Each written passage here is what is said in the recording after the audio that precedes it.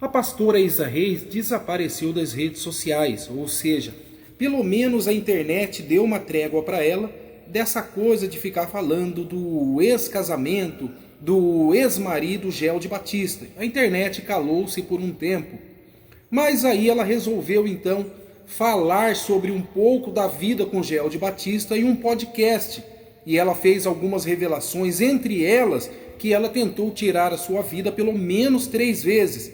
Falou também que passou por um período de depressão, que foi necessário algumas terapias e, é claro, muita oração e muito apoio de amigos. Como diz ela, que ela tem muitos amigos, não tem muitos amigos, mas os que tem são pessoas firmes, são pessoas que podem realmente ajudar dentro de um conceito religioso e até mesmo físico-mental.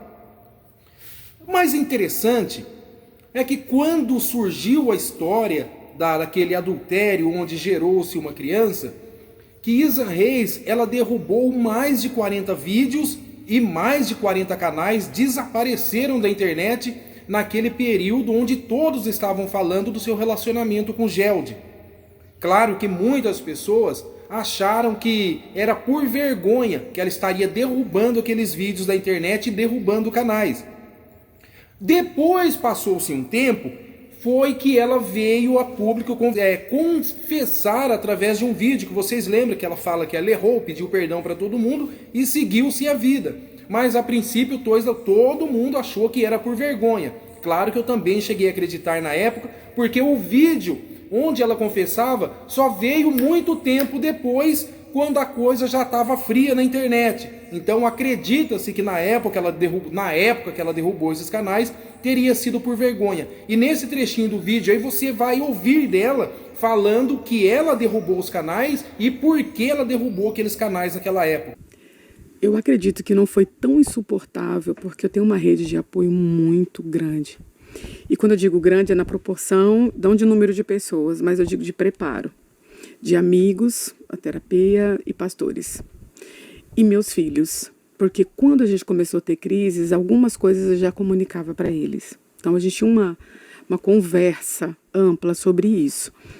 Com as matérias, algumas coisas dificultaram, porque eu tenho uma Isadora que é pequena, então ela sabe ler.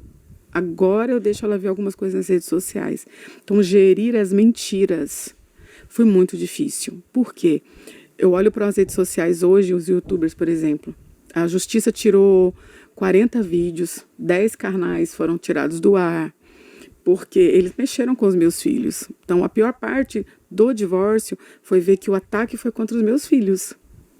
E para mim suportar isso foi muito, muito difícil. Então eu precisei desses amigos, eu precisei de pastores, eu precisei da terapia, porque administrar as mentiras, porque as pessoas vinham conversar comigo como se fosse verdade. Ah, você divorciou por causa disso? Eu não. Porque eu fiz um vídeo nas redes sociais assumindo que um dia eu pequei. E foi sobre a pressão do meu antigo líder, porque ele disse, você precisa fazer isso, porque você é artista. Enquanto você não admitir, as pessoas não vão te deixar em paz. Mas, gente, foi outro contexto, outro momento da minha vida, isso está mais do que resolvido. Não foi encoberto, eu confessei um pecado, eu lidei com esse problema. Não, você precisa falar. E quando eu fui falar, e o que eu imaginei? Pronto, agora minha vida vai estar acabada. Eu me vi mais amada do que eu imaginava. Eu tirei um peso das minhas costas de, entre aspas, uma certa idolatria de perfeição sobre quem prega. Como se você fosse infalível. Então me libertou. Claro que essa não foi a razão do divórcio. Nós tínhamos outros problemas que não foram administrados de forma correta. Então, ter atravessado essa fase difícil até chegar ao divórcio, que eu não queria, porque eu realmente era muito apaixonada pelo pai dos meus filhos. Conheci ele, eu tinha 16 anos. Foram 22 anos de história. Então eu não banalizei o divórcio. No momento da crise, que eu não sustentei minha integridade, eu fui até ele para confessar, pedir perdão para a igreja. Eu fiz o caminho que eu entendi que eu deveria fazer. Aí, de repente, a internet troca tudo, coloca como se tivesse sido naquele momento. Então eu tive que sair um pouquinho, respirar fundo, administrar meus filhos e as informações que eles tinham para que eles não misturassem com o que alguém estava falando na internet. Então administrar isso não foi brincadeira, não. Eu, sinceramente, hoje, depois que passou quase 4 anos, que eu olho de longe, eu fico, meu Deus, eu sobrevivi. Mas o que chama mesmo a atenção não é o fato dela ter derrubado os canais. Todos sabem que Gelde Batista se casou agora no mês de junho. Inclusive lá na rede social dele tem bastante imagens do dia do casamento, eles trocando alianças, enfim, aquela cerimônia. Não foi aquele casamento de primeira viagem como foi com Isa Reis, mas foi um casamento mais light, de civil e coisa e tal. Mas tem esse casamento. E o mais interessante é que Isa Reis veio falar desse assunto, inclusive vocês ouviram ela falar aí, que ela amava muito o Gelde Batista e não queria ter se separado, porque ela conheceu ele com 16 anos, foram 22 anos de casamento, enfim, a depressão que ela passou foi justamente por causa disso, por conta de amar ele, não querer se separar, enfim.